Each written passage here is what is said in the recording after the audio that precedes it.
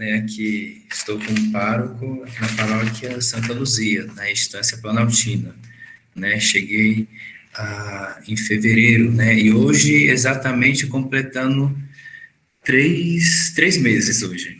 Oito do 5, cheguei 8 de 8/2, né? Então, vamos lá. Bom, então, fui incumbido do tema a queda do homem, que está ligado à criação. Então, assim, quando se fala em esse tema, a queda do homem, ele é muito amplo e pode ser, assim, abordado de vários modos, vários elementos, várias perspectivas, né? Eu, durante muito tempo, eu fui professor da Faculdade de Teologia de Brasília, até vim para a paróquia, né? Eu fiquei uns 7, 8 anos, né? E eu trabalhei ali uma matéria chamada Pecado, que fala exatamente isso. Então, assim, era um semestre para trabalhar essa temática, era que a gente não trabalhava tanto. Então, em uma hora a gente vai ver assim por cima. Eu tive que pegar alguns aspectos que é o interessante para a catequese, tá certo? E também, como vocês são catequistas, eu entendo que os catequistas, assim, já têm um pouco, e, assim, o segundo livro depois da Sagrada Escritura é o Catecismo. Então, eu não vou abordar alguns aspectos do Catecismo que eu acho, assim, que é algo básico para vocês, né? Então, vou pegar um outro aspecto, mais um aspecto bíblico-teológico, né? E não tanto doutrinal. Então, é por isso que eu peço que vocês façam uso da Sagrada Escritura agora, né? Peguem a Bíblia, se estiverem aí, vamos usar ela aí um pouquinho. Só vou ler os textos bíblicos, né?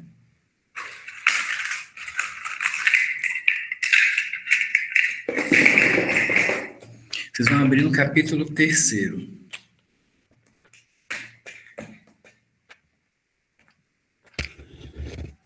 Gênesis 3, na verdade, né? Falei o capítulo, não falei o livro, desculpa. Gênesis 3, que a gente está aqui, depois a gente pensa que vai no automático. Gênesis 3. Bom, então, enquanto criação é interessante a gente perceber que Deus, ele criou, e a expressão que tem da criação de Deus é que tudo era bom. E ao concluir, o homem disse que tudo era muito bom. Então, nós temos aí a criação do homem. Então, quando fala de criação do homem, a gente tem que lembrar de Adão e Eva. E aqui, antes de pegar o nosso texto propriamente dito. Então, inicialmente, quando fala assim de Adão e Eva, a humanidade é descrita como a imagem de Deus, né? Se a gente pegar lá o capítulo 26 e 27, diz que vai dizer, né? E Deus fez o homem e a mulher. Homem e mulher Deus criou, né? E esse que homem foi feito à imagem e semelhança. Imagem e semelhança, naquela que é a cultura oriental, ela tem um aspecto primordial.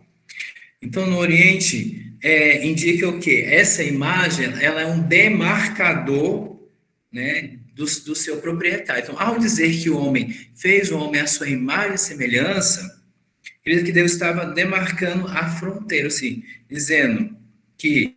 indicando que o homem e a mulher deveriam proclamar e defender o direito de Deus frente à sua criação. Ou seja, o homem é criado à imagem e semelhança de Deus porque, assim, Deus o limitou o homem para ser a sua imagem e a sua semelhança. Ou seja, dessa maneira, imagem e semelhança de Deus, que o homem é propriedade de Deus, né? E tem desse modo Deus, o soberano, tanto dele, homem, como de todo mundo. Então, essa dizer que a imagem, o homem é criado à imagem e semelhança de Deus, é que tem Deus como soberano. Ligado à soberania de Deus, vai ter um outro elemento que a gente sabe que lá, sobretudo no segundo relato da criação, o homem foi modelado do pó da terra. Então, essa ideia, o homem do pó da terra, quer enfatizar o quê? Essa ascensão, que o homem sai, né, de uma condição inferior para estabelecer e alcançar uma posição de honra. Imagine, o pó da terra é inferior às outras criaturas, né, aos peixes do mar, às aves do céu, animais terrestres e por aí vai. Então ele passa de uma situação inferior a uma situação de grande honra, né? Depois, essa ascensão. Outro elemento que tem é que Deus cria o homem à sua imagem e semelhança, né, do pó da terra e sopra sobre ele, né? Aí o sopro de vida. O que significa esse sopro de vida? O sopro de vida quer estabelecer essa relação, uma relação de, ou seja, a aliança entre Deus e o homem, a vida que tem em Deus, a vida que é o Espírito, sabe? Então isso, e com isso a gente já vai entendendo muita coisa mais à frente. Então, o sopro, essa relação. Então, porque Deus cria o homem para o quê? Para a relação com ele, com Deus. Né? Por isso criou muito. Bom, então, a partir desses elementos, imagem e semelhança, pó da terra e sopro de vida, então aqui tem o papel de Adão. O papel de Adão, né? Que essa ideia da terra, ou bem Adam, né? Do hebraico, significa o quê? Que vem da terra. Então, a missão dele, o papel dele é ser o representante de Deus. Mas aí pega o termo, delimita, na imagem e semelhança. A autoridade é o quê? Ele é representante de Deus. Né? Que essa tarefa de ser representante de Deus no mundo, imagem e semelhança, né? Ele tem nesse papel o auxílio da sua esposa, Eva, que é auxiliar, que é tirado que da costela. Se a gente for te pegar o termo costela no hebraico, né? Então, que é tessela, T-S-E-L-A, tessela, né? Que é costela. Então, da mesma coisa. Então, também aqui se refere, no hebraico, assim, esse termo significa anexo. Anexo. Então, então a mulher vem como anexo do homem para complementar, um complementa o outro nessa tarefa de serem representantes de Deus ali na humanidade, né? Então, para refletir esse anexo do santuário, assim, o homem é santuário, então a mulher é anexo do santuário, é lugar da presença de Deus. Então, vai completando nessa função de, enquanto funcionários de Deus, aí está ser presença de Deus nesse mundo. Então, também um outro elemento é que Adão e Eva, enquanto criados, eles são tidos como vassalos de Deus. Deus enquanto soberano divino, né? E o meio desse, eles existem o quê? Para, assim, enquanto dominar, tudo mais, estar ali, viver em relação com Deus no paraíso. E nisso vai ter uma limitação, né? E, nesse ponto, né, então a gente já vê assim, isso é a criação de Deus, do homem, como o homem é criado, Adão e Eva. Né? Esses são os elementos aí com a função a quem Deus, que Deus dá a ele. Só que, nesse ponto, quando se fala em queda, pecado do primeiro homem, né, ele da primeira mulher, a gente tem que levar o quê? Esse elemento fundamental, a imagem e semelhança de Deus. O homem, enquanto imagem e semelhança de Deus, ele deve agir, cumprir a função tal, ou seja, aprendendo de Deus, convivendo com Deus. Então, o pecado, né, hoje não vai agir exatamente nisso. O pecado vai agir exatamente aí. E que aspecto? A imagem inicial, com o pecado, a imagem inicial de Deus, a imagem que, quando fala imagem, assim, aí vamos lembrar, quando a gente fala imagem, aquilo que vê. A imagem, a noção que o homem tinha de Deus era essa. Então, essa imagem inicial, ela com pecado, ela vai se decompor naquele que são os nossos primeiros parceiros. Eles têm uma noção de Deus, antes do pecado, tem a noção de Deus amor, que alimenta, né? E se alimenta disso. Só que com o pecado, essa ideia que eles têm de Deus vai se decompor. Agora é interessante ver dois termos. Um é decompor, outro é destruir. Com o pecado, a imagem de que o homem tem de Deus, ela se decompõe, não é destruída. Porque não pode ser, porque faz parte da essência, né? Então, não pode ser destruída totalmente, porque essa imagem é essencial ao homem. Aí lembra, porque o homem é capaz de Deus, porque já está no próprio homem esse desejo, mesmo que inconsciente, de conhecer a Deus para entrar em relação, pelo dado da criação. Então, mas se o pecado decompõe, né? De que modo? Se ela não só decompõe, não, mas como acontece isso? O pecado ele decompõe a imagem que o homem tem de Deus. Primeiro ponto. E em que sentido? Naqueles aspectos que são próprios da imagem de Deus. O que é próprio da imagem de Deus para nós? Bom, primeiro, o conhecimento que temos de Deus e o amor que temos de Deus. Então, o pecado age exatamente aí, no conhecimento e no amor de Deus. Entendidos até aqui? Depois vocês podem dar um sinal que a gente responde, né? Então, com relação aqui, a gente para aqui, esse ponto introdutório, e vamos ler o nosso capítulo 3 do Evangelho, ou de Gênesis, né? Gênesis. Só que antes de começar do capítulo, eu vou começar ali do último versículo do capítulo 2. E o seguinte, lá no versículo 25. Ora, os dois estavam nus, ou seja, Adão e Eva. O homem e sua mulher, e não se envergonhavam. Iniciando agora o capítulo 3. A serpente era o mais astuto de todos os animais dos campos que Yahvé Deus tinha feito. Ele disse à mulher. Então Deus disse: Vós não podeis comer de todas as árvores do jardim. A mulher respondeu à serpente: Nós podemos comer do fruto das árvores do jardim.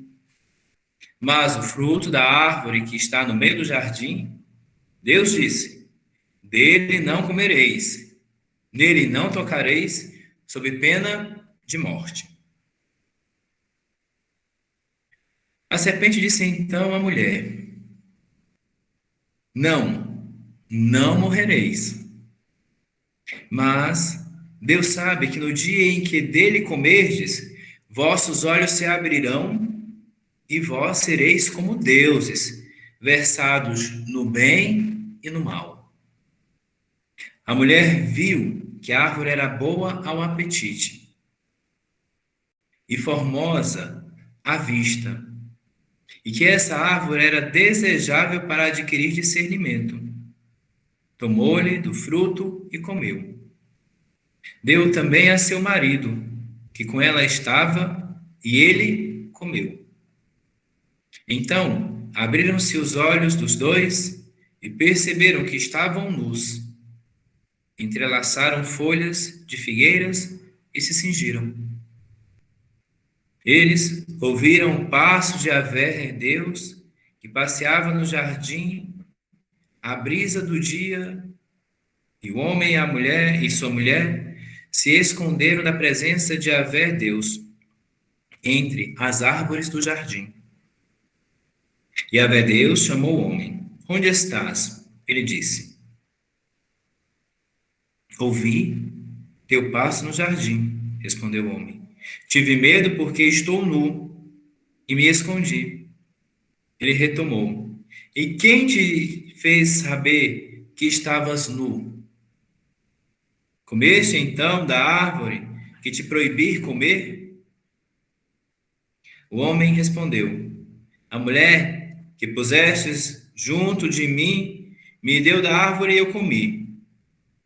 E Yahvé, Deus, disse à mulher: Que fizeste? E a mulher respondeu: A serpente me seduziu e eu comi. Então Yahvé disse à serpente: Por que fizeste isso? És maldita entre todos os animais domésticos e todas as feras selvagens. E aí, continua o texto. Vamos parar por aqui. Então, só disso que eu já deve ter assinado algumas ideias aí em vocês, né? Bom, então, tendo sido ali formado, né, do pó da terra, mas recebendo de Deus o hálito da vida, o homem se encontra situado ali no meio do jardim, cheio de delícias, cheio de árvores agradáveis, tãs aos olhos e comestíveis, né? Entre as quais duas árvores são essenciais: a árvore do conhecimento do bem e do conhecimento do bem e do mal e da árvore da vida. Aqui, o que acontece? Existe ali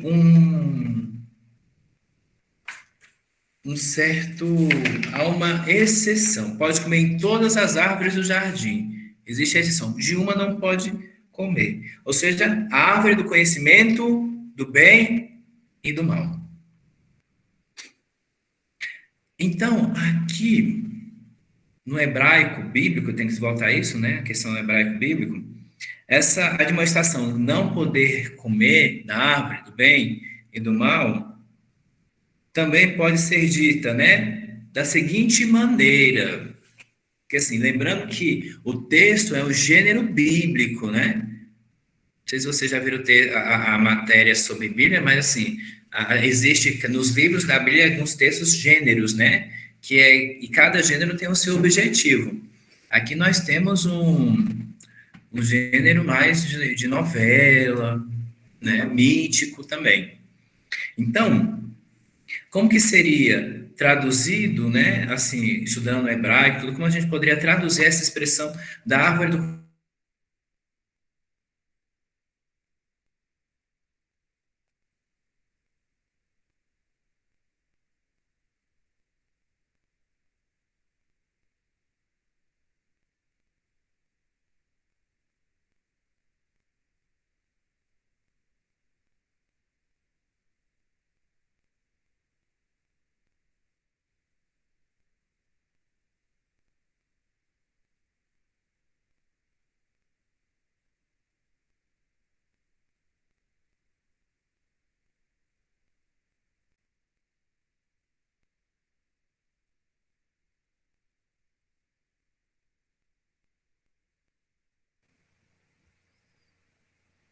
Oi, voltei.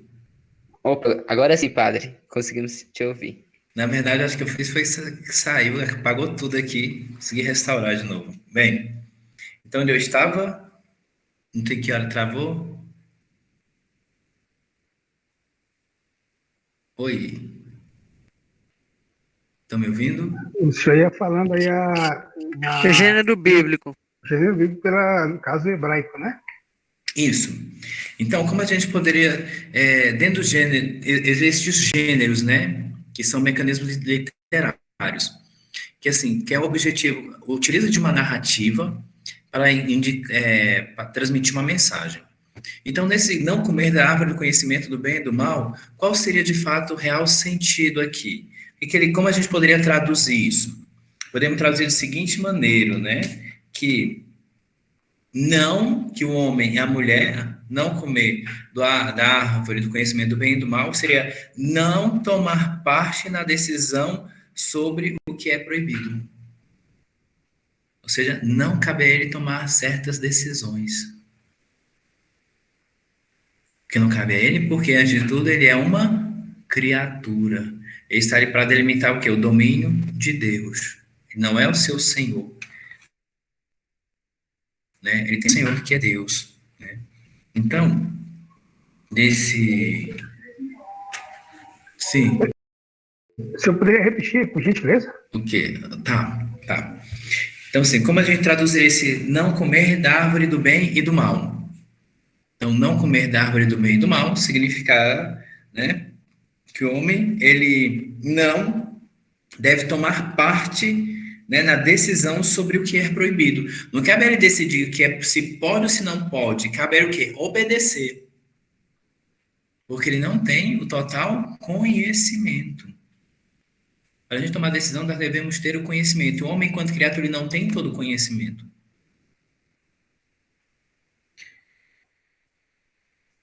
Então, desse modo, a gente vai percebendo que o casal ele é avisado para não comer ali daquela árvore assim, para o seu próprio bem. E que está, a serpente coloca como assim lá, já muda o verso, né? Coloca ali como sendo o fato de não comer como um mal. Pois só cabe a Deus, que é o Senhor da sua criação, decidir. O homem não, é só criatura, não cabe a ele decidir, cabe a ele se submeter, cabe a ele obedecer.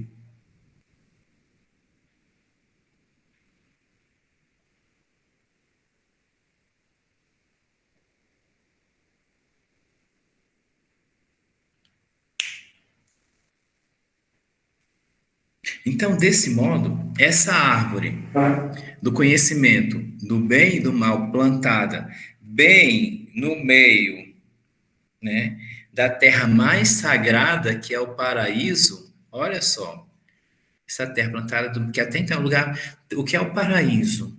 O paraíso não é um lugar, não é um jardim, a gente pensa muito, lembrando lá das aulas de ensino religioso antigamente, ou então da catequese, né? Não é um jardim bonito que a gente às vezes pinta, desenha, não. O jardim, biblicamente pensado, o jardim do Éden, né? O paraíso, ele é, na verdade, um lugar teológico. Devemos começar a entender assim, um lugar teológico, porque é no paraíso que o homem estava em relação com Deus. Imagina aquela ideia, Deus todos os dias vinha para caminhar com o homem pelo jardim. Tem o lugar da comunhão com Deus, a qual estamos destinados. A vida eterna é o quê? Que eles conheçam a ti, Deus único e verdadeiro, como eu te conheço, como Jesus disse. E que nós vamos conhecer. Isso é o paraíso, porque Adão e Eva perdeu. Por isso que é um lugar teológico, lugar da relação íntima com Deus.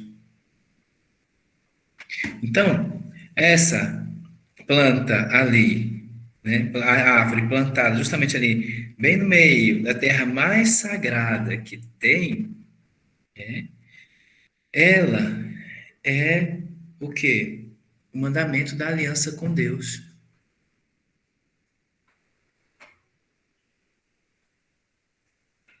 Por que o mandamento da aliança com Deus? O que é feito da a aliança é o que? Essa relação. Então, o que mantém, né, é o sinal dessa aliança, porque assim, é ele submeter à vontade de Deus, ou seja, não tomar parte daquela árvore. Isso que marca a aliança. O homem, ao desobedecer a Deus, rompe com Deus. Esse que é o grande mal. Ele sai do seu lugar de estar submetido a Deus para se autoproclamar Senhor. Esse que é o grande mal. O homem, ao comer do fruto, ele se proclama Senhor de si. E passa o quê? A ele mesmo querer assumir o papel de tomar as decisões. O que pode e o que não pode. E não se submeter, enquanto criatura, a Deus quem fez. E isso acaba que o que daí que tem como resultado a própria perdição do homem, né? Então, é aquela ideia, ao querer conhecer tudo, ele acaba até deixando de conhecer o pouco que conhecia. Bom, então voltando um pouquinho no texto, né? Lá no início, eu comecei dizendo que, ora, os dois estavam nus, homem e mulher, e não se envergonhavam. Que esse termo homem e a mulher estão nus, mas não se envergonham disso, lá no 2:25, não. Ou seja, aqui eles, aí, pela originalidade, eles não esperam aí, não fazem a experiência daquilo do aqui está ligado ao sentido pudor e à inocência. Aqui não tem porque não era necessário isso. Existia o quê? A harmonia do casal.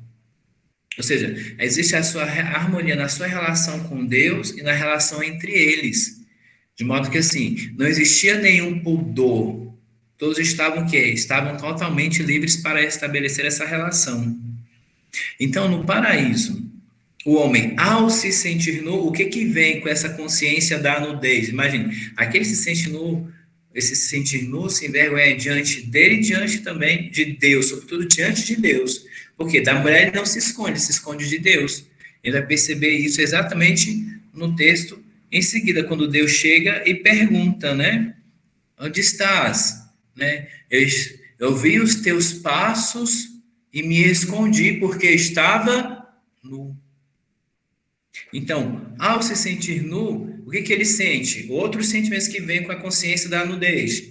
O medo e ele se esconde. E é isso que interessa mais do que a nudez, aqui é a consciência do pecado, que indica o pecado faz o homem o quê? Se acovardar diante de Deus. E essa, por exemplo, é a nossa experiência de pecado. Então, quando a gente está em pecado, né, a primeira noção que vem é a vergonha diante de Deus. E o medo e o constrangimento, né? O querer. E por isso que muitos se afastam diante do pecado. É a experiência de Adão e Eva. Se sentir nu diante de Deus. Não é tanta nudez física, mas aqui é mais algo mais espiritual que a gente tem que perceber.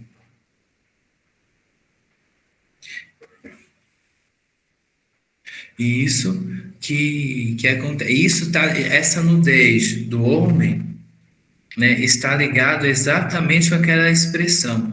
E vós sereis como deuses. Indica o quê? A grandeza, né, de colocar Deus. O que acontece? Ao querer ser como deuses, a tentação da serpente, o que acontece? Eles querem colocar Deus de lado. Mas aí, se ele rompe a relação, já não é mais amigo. Ele se vê totalmente inferiorizado e humilhado pelo seu pecado. E daí que está. A experiência agora gera a ele medo e o desejo de se esconder de Deus. Ok? Então, mas como que se dá todo esse processo? A tentação. Primeiro ponto. Vamos lá. A tentação.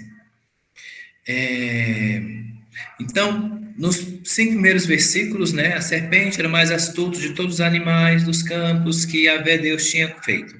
Ela disse à mulher, então, disse Deus, vós não podeis comer das árvores, de todas as árvores do jardim. Olha só como ela começa, né? Então, assim, aparece primeira coisa, aparece esse no paraíso. Então, assim, não é, né? A serpente era mais astuta dos animais do campo, né? Então, aqui o redator que escreve o texto, né, apresenta ela como um animal estranho. E a gente lendo depois com calma vai percebendo, né? Ali, porque primeiro é um animal estranho, porque é um animal que fala. Um animal que fala, né? E que raciocina, né? E isso aqui é próprio das fábulas, né? Que a gente vai perceber. Então, isso já é estranho, é um animal estranho, é um animal que fala, que tem raciocínio lógico. Então, qual é a mensagem? Se ela falar, então tem que perceber qual é a mensagem do diálogo entre ela. Então, primeiro é importante esclarecer que não se trata aqui de um animal qualquer, como os outros animais criados por Deus, ou os animais. Não é um animal de fábula.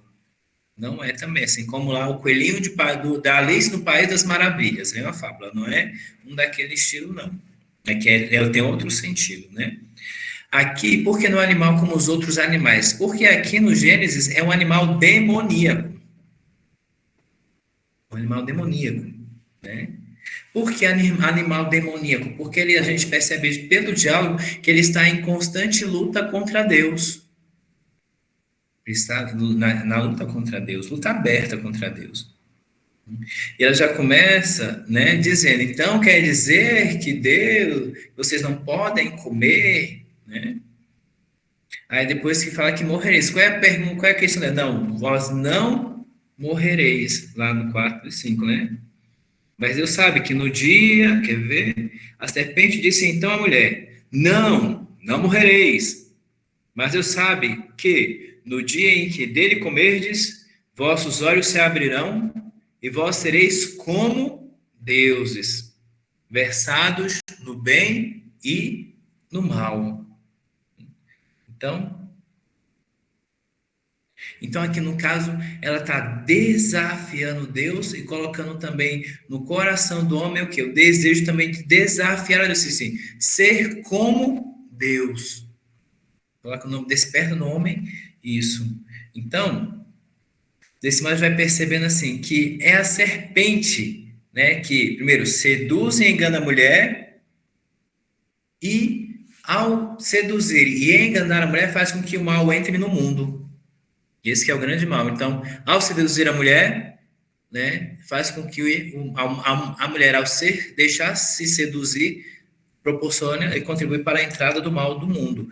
Pois o homem foi criado bom, como toda criatura. Deus viu que era bom. E quanto ao homem, Deus viu que era muito bom.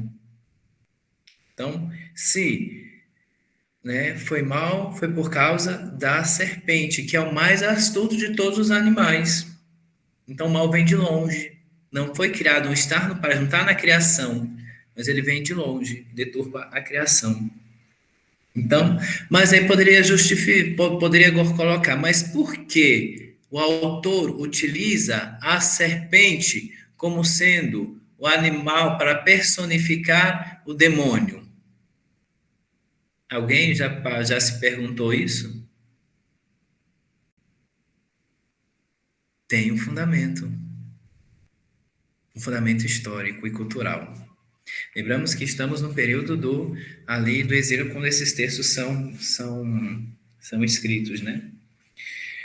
Então, existe um motivo. Então, do demônio ser, o demônio com a figura de serpente. Lembrando que o povo judeu, ele estava ali imerso naquele período entre a cultura babilônica e cananeia.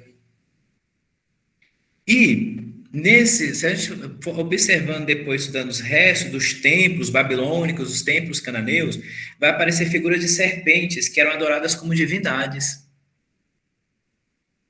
Ou seja, essas divindades assim pagãs eram ilustradas com a figura da serpente. Então, o autor sagrado, que vive nessa época, está querendo colocar exatamente isso, apresentar a serpente como uma mera criatura, uma criatura, mas que é dotada de malícia, é astuta, e que não é um Deus, nem deve ser adorada como tal. Então, no fundo, aquela que o que está condenando, né, uma espécie de idolatria da criatura. Por isso que a serpente, a divindade utilizava a serpente na cultura babilônica e na cultura cananeia. Por isso que coloca a serpente como animal demoníaco. É importante agora também uma falinha sobre ali o fruto, né? Que esse aqui tem história, esse fruto, né? É uma maçã, é melancia, é uma jaca, né? Vamos lá, o que tem? Se a gente pega o capítulo 2, versículo 17, tem o seguinte: mas da árvore do conhecimento do bem e do mal não comerás, porque no dia em que dela comeres, terá que morrer. Depois, no versículo 3, 6, diz o seguinte: a mulher viu que a árvore era boa ao apetite e formosa à vista, e que essa árvore era desejável para adquirir o conhecimento. Tomou do fruto e comeu. Deu também ao seu marido, que com ela estava, e ele comeu. Então, de que árvore está falando, né? Então, o que quer dizer o autor sagrado com essa ideia do fruto e da árvore? Então, durante séculos, a gente já sabe, ficou muito assim, padronizado que era uma maçã, né? Acho que muitos até cresceu, achando que o fruto do pecado era maçã, né?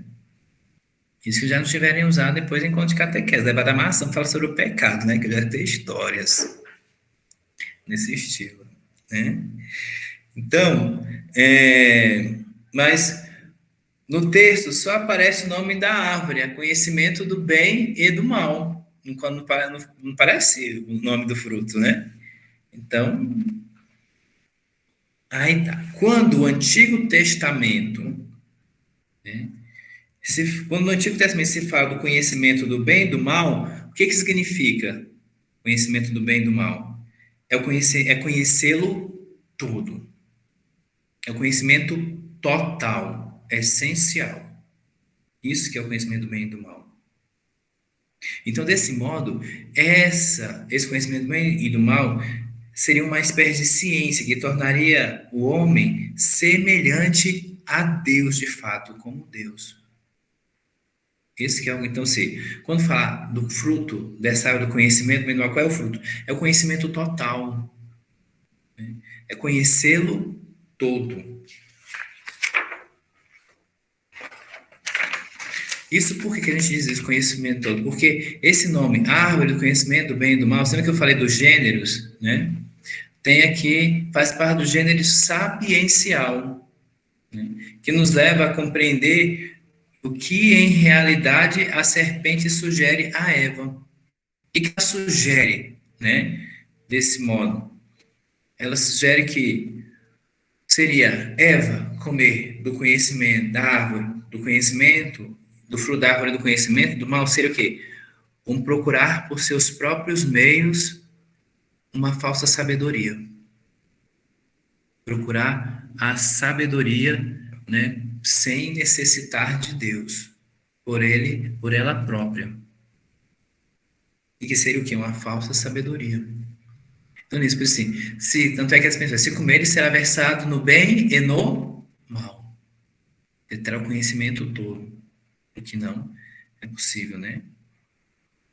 Então, e aqui é um conhecimento sem a referência à palavra de Deus.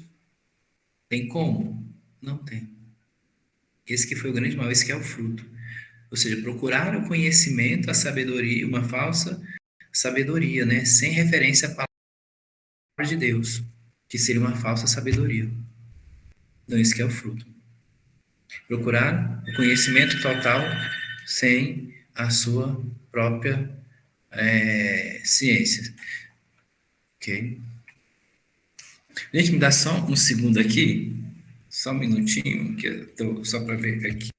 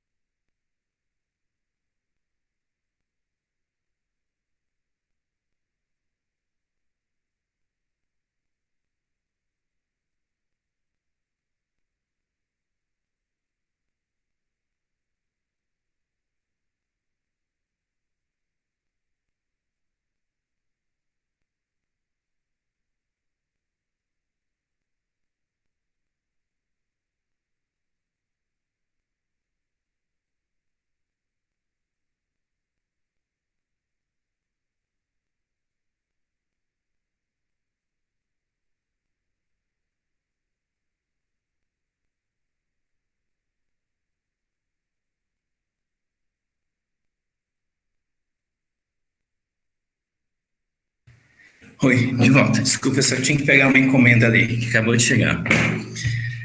Então, é isso. Entendeu a questão do fruto, que é o conhecimento do bem e do mal, conhecimento total, mas sem referência à palavra de Deus. Conhecimento meramente alcançado pelo esforço humano.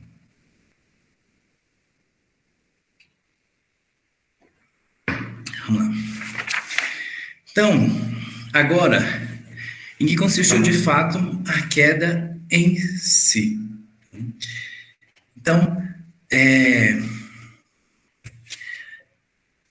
lá no capítulo 6 tem o seguinte, no versículo 6, capítulo 3.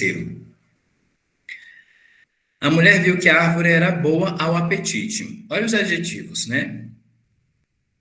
A árvore era boa para o apetite. Formosa à vista. e que essa árvore era desejável para adquirir o discernimento. Então, tomou do fruto e comeu. Deu também ao seu marido, que com ela estava, e comeu. Então, se a gente for perceber, Eva ela é seduzida pelos atrativos da árvore. Aí está aqui, né? Todos os sentidos. Então, o nosso sentido. Então, a árvore ela era atrativa, né? Então, assim, por exemplo, boa ao apetite, formosa à vista e desejável para adquirir. Aqui são os sentidos, né? O apetite, paladar, formosa à vista, desejável, sentir, né? Então, assim, mexia com os sentidos. E a serpente, ela foi exatamente trabalhando nisso, nos sentidos, né? Gerando desejo, né? Para com aquela árvore. Então, uma vez seduzida pelos atrativos da árvore, o que Eva faz? Pega, come, depois dá ao seu marido que também come.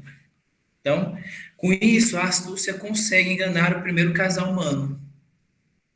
Então, se diz assim, trabalha a mente deles, enganando, despertando nele desse desejo, soberbo assim, do querer conhecer, e depois utilizando os sentidos deles, né? A atração da fruta. Então, aqui está, se a gente for perceber, a descrição mais fiel possível do processo psicológico, né, que existe também em todo pecado, também para nós. Nos sentimos seduzidos, né, primeiro intelectualmente, psicologicamente, depois diante dos sentidos, né, e caímos. E isso tem as consequências tanto transcendentes como também religiosas, né, na nossa ruptura da relação com Deus, né? Então, de outra forma, isso que é o pecado, por isso que é o pecado original, o das origens. O drama de Adão depois passa a ser também o drama de cada um de nós. A gente se sente, às vezes, né, ali seduzidos e acaba caindo. Então, isso que é a queda. Caiu, foi seduzido pelo mal. O homem e a mulher e o homem. E quais foram as consequências? Vamos para as consequências. Os efeitos do pecado são imediatos e o texto já demonstra, né, o que eles chegaram, né, a conhecer de modo bem preciso. Então, a primeira causa foi a desconfiança de Deus. Então, uma vez que eles estavam ali esperando essa relação, se lembra? A relação com Deus se perdeu. Então, a primeira causa, a primeira consequência é a desconfiança de Deus. E ao desconfiar de Deus, ele se afasta de Deus. E o desejo de Deus ele se oculta. E desse modo, o homem se oculta de Deus. Não sei se vocês já viram aquele filme, na verdade é um documentário, Terra de Maria. Alguém já viu? Terra de Maria. Assim, bom, é um documentário. O início dele é muito bom. Mas depois do meu filme eu já não gostei muito, não. E a parte que eu mais gosto retrata exatamente isso. Conta a história do homem, nessa salvação do pecado. E coloca o homem que pecou. Depois, eu acho muito interessante a ideia que o homem, depois que peca, ele começa exatamente isso aqui. Ele se esconde, depois ele começa a fugir de Deus. E tem até uma cena, né? Eles fazem uma animação de anime, onde o homem está correndo e Deus está correndo atrás do homem. Deus chega próximo e corre, se afasta e se esconde. Isso que é que gera o pecado. Às vezes, confiando assim, o homem depois se torna incapaz de enxergar Deus como sendo Deus amor. Então, ele sente vergonha de estar nu do seu ato. Só que ele joga essa culpa em Deus.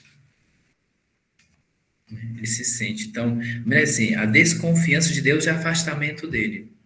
E o desejo de se esconder. Então, ou seja, no fundo, nós temos exatamente isso. Desejo não de ir para Deus, mas de se esconder de Deus. É que está toda a nossa dificuldade, às vezes, no se dedicar a Deus, numa relação. Mesmo que esse esforço na vida de oração, às vezes, tem todo um processo de dificuldade. Basta ser verdadeiro. A não ser que Deus conceda a graça. Por isso que depois na nova aliança, o que acontece? Deus nos concede a graça do batismo. É Deus que desperta em nós desejo por Ele mesmo. Porque o pecado faz com que, a iniquidade faz com que a gente se esconda o tempo todo de Deus. Mas aqueles que descobrem essa graça, por isso que a experiência fundamental é mudar essa imagem que o pecado original deixa na gente, de desconfiança de Deus. E quando nós temos a experiência do amor de Deus, o que acontece? Em vez de correr de Deus, a gente passa a correr em busca de Deus. Mas Deus já nos alcança. Por isso que a iniciativa sempre é de Deus, porque o homem é impossível ao homem tomar a iniciativa para conhecer a Deus. Mesmo aqueles que dizem, eu fui para a igreja porque eu quis. Não, não foi porque você quis. Deus despertou, foi a iniciativa de Deus. Deus despertou, aconteceu alguma coisa que vem de Deus para você seguir ali. E tomar uma decisão, fazer você tomar uma decisão. Então aí, primeiro. O outro elemento, além da desconfiança, é o romper da harmonia. Rompe-se a harmonia. O lugar parece também o lugar da harmonia, a harmonia da criação, ou seja, naquilo que são as relações. Então, daí, o que simboliza, qual é o sinal do rompimento da harmonia? É o homem descobrir que estava nu. Então, ele se descobrir nu é algo vergonhoso para ele. E aí, como mais uma vez, não se trata de um pudor sexual, mas é o quê? A vergonha propriamente do seu pecado. Então, romper, ele vai se sentir envergonhado, diminuído, inferiorizado por Deus, né? Mas fruto do seu ato. Então, ele desconhece isso. E a gente vai perceber os efeitos dessa desarmonia depois no diálogo que vem, versículo 8 a 12. Então vamos lá, capítulo 8. Eles ouviram o passo de Yahvé Deus que passeava no jardim à brisa do dia, e o homem e a mulher se esconderam da presença de Yahvé Deus e ali entre as árvores do jardim. Yahvé, onde estás? Ele disse, ouvi teu passo no jardim. Respondeu o homem, tive medo porque estou nu e me escondi. Ele retomou, e quem te fez saber que estavas nu? Comestes então da árvore que te proibir comer. O homem, aí sim, aí comeste. Então, Adão reconhece que desobedeceu, mas o que ele faz? Coloca a culpa em Eva. Aí o que ele diz? O homem responde, comeste então da árvore que proibi de comer. O homem respondeu, a mulher que puseste junto de mim me deu da árvore e eu comi. Já rompe com a mulher. A mulher que tu me deu que fez que eu comesse. Não fui eu. Então aí, então, se ele já estava em desarmonia com Deus, o homem aqui também já rompe com a mulher. Então a criação já está entre desarmonia entre si, o homem e a mulher. Ele joga a culpa para cima dela. A culpada foi ela. E a velha disse à mulher, que fizeste? A mulher respondeu, a serpente me seduziu e eu comi. Aí a mulher já faz o outro passo, né? O homem bota a culpa em Eva, né? E a Eva, por si só, coloca a culpa na serpente. Aqui, de fato, tem a solidariedade no pecado, ou seja, a mulher que tu me deu, comeu, e depois ela me deu e eu comi. Então, isso só existe solidariedade no pecado. Então, desse modo, depois da ruptura com Deus, o homem desiludido consigo mesmo rompe também com a sua companheira, aquela que era para cumprir aquela missão. E a mulher se desculpando, né? Eu comi, mas quem me seduziu foi a serpente, não eu. E aqui a gente vai perceber a descrição própria do pecado, né? Procurar desculpas exteriores a nós, sem se importar, né, com quem a gente vai acusar. não reconhecer a nossa culpa, ficar sempre justificando, apontando os erros para os outros, que é o que faz ali. Um vai culpando o outro, certo? E, com isso, aí tem aquelas ideias do castigo, né? Ali, do versículos depois de 14 a 19, né? Que tanto a pena, aqui a sentença imposta por Deus ao homem, que é a questão do trabalho, só do trabalho, a mulher, as dores do parto, a serpente se rastejar. Então, e aqui a gente é muito. Vamos deixar um pouquinho. Então, nesse processo aqui de criação, até que nós podemos assumir o seguinte esquema. A criação, a seguinte ordem, a criação, o homem foi criado, criou.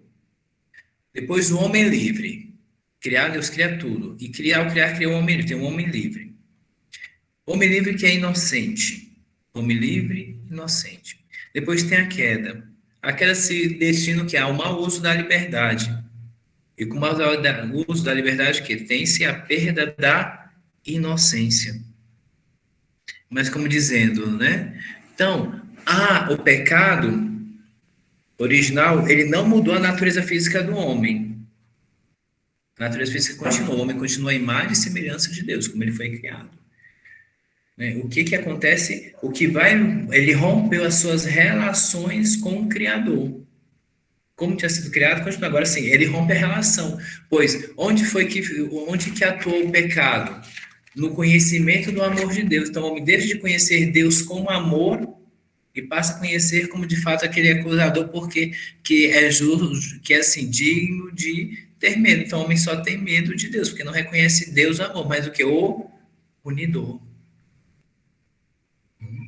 Então, aí que vem. Então, o pecado, ele corrompe não a parte física, mas corrompe o quê? O espírito do homem. Então, por que corrompe o espírito do homem? Porque o homem já se separa, vai querer se excluir da relação com Deus. E aqui é outra coisa interessante a gente saber. O homem, desde então, Deus expulsou o homem e a mulher do paraíso. Só que é interessante perceber que quando Yahvé expulsa do paraíso, o homem ali do paraíso, né, o homem já tinha se afastado de Yahvé no seu coração. E o conselho de Deus já tinha sido perturbado. Ou seja, então, assim, o homem já estava fora do paraíso no seu espírito quando ele é expulso por Deus fisicamente. Ele já tinha saído do paraíso, já tinha rompido a aliança com Deus. Você vê que o paraíso é o lugar da relação com Deus? Então, quando o homem é expulso, ele já tinha rompido no seu coração. Porque a imagem de Deus, o conceito que ele tinha de Deus, ficou deturpado. Então o homem já não olha mais, após comer o fruto, não olha mais Deus como sendo seu criador, o seu pai, amigo, mas quem? É o rival. Deus é um rival. E dessa maneira, ele se separa, ele se afasta de quem? Do Deus da vida. E ao se afastar do Deus da vida, o que tem? A morte. Desse modo, ao se afastar do Deus da vida, ele cai na morte inevitavelmente. Isso que é. E a partir disso, com isso, aí que vem todo o processo, depois do quê? De restauração dessa imagem de Deus que foi deturpada ali na vida do homem, na mente dele, né? Então, ao querer conhecer, o pouco que ele conhecia ficou deturpado. Beleza? Bom, o que eu tinha era isso. Passou, acho que 5 minutos. Que isso, padre. Muito obrigado pela formação. É uma formação muito rica e importante para nós, né? Então, eu só tenho que agradecer. Eu não conheço o senhor pessoalmente ainda, né? Mas muito obrigado, né, pelo seu sim, por o senhor ter vindo partilhar um pouquinho conosco sobre esse tema, né? Que com certeza isso vai fazer diferença para nós que tem alguns que já são já catequistas e também para as restantes que também já estão ali também ainda no processo de formação, né? Para serem catequistas, né? Então, muito obrigado, padre. Eu só tenho mesmo que agradecer mesmo sim também o tempo do senhor. Não, eu agradeço a oportunidade também. Garanto assim que presencialmente é muito é diferente, né? Assim, é outra coisa, né? Mas assim, é o que temos para hoje, né? O que temos para hoje é isso. Então, aproveitar bem. Eu sei que é difícil a tarde toda, né? Por isso faço votos que vocês sejam perseverantes, né? Pensem sempre no bem, assim. A gente está tendo aqui os catequistas também, passando ali a formação com eles, né? Então, eu falo que tem que não tem outro caminho, tem que formar porque é essencial, né? Senão a gente não dá aquilo que a gente não tem. O catequista é aquele que é o irmão mais velho que vai propor, assim, aquele caminho que ele já faz, vai propor que os outros façam também. Se você não tem consciência do caminho a ser feito, então você vai levar pessoas para o buraco, vai fazer pessoas assim, não caminham como deve caminhar, então embrem por veredas que são plenas de martírio, de lobos e tudo mais, né? Então devemos ter, e isso é assim, né? Estudar, se comprometer, como também rezar, né? Rezar e também a participação na vida da comunidade, da vida de comunidade, né? Isso é importante, porque se vocês vão iniciar, a catequese é esse cunho de iniciar um processo de vida cristã, formar discípulos de Cristo. Então não existe discípulo sem o mestre, sem Jesus, é a oração, mas também não existe mestre sem comunidade, sem grupo. Por isso é importante a participação na vida de comunidade. Então você vai iniciar em quê? Né? A si mesmo. Então isso é importante. Então faz votos de que vocês estejam bem, se dediquem, né? Para serem de fato a verdadeiro guias de discípulos, dos discípulos de Cristo, né? Ou como eu dizia hoje com vendo, né, ali com os outros, como é. Então, Cristo foi o primeiro catequista dos seus discípulos. Então, nós somos chamados também, enquanto catequistas, vocês, a criar esses discípulos, né? Então, ser presença de Cristo ali, né? Gerando discípulos para Cristo. Então, tem todo o processo da paternidade, da maternidade espiritual, mas, sobretudo, conduzir a Cristo, né? Criar verdadeiros discípulos. Então, a missão de Cristo agora é nossa, né? E cada um no seu aspecto, o catequista mais ainda, e ainda mais agora, que eu nem falei hoje, mas se vocês acompanharem, depois caberia acompanhar, ver aí os pronunciamentos do Papa Francisco, que agora instituiu o catequese como ministério, né? Então é importante depois vocês darem uma lida, ver que a importância que se tem já era. Então agora é mais importante, é um ministério mesmo, né? Instituído pela igreja, não é mais algo simples, é algo muito grande, tá bem? Então, muito obrigado, rezem por mim, né, que preciso sempre, e eu também estarei rezando por vocês, e até uma possibilidade de nos vermos, né? Padre, então, a gente, então, para a gente finalizar, né, que a gente possa rezar, uma Ave Maria pelo Senhor, também e também pelo Padre Cícero, também, que esteve conosco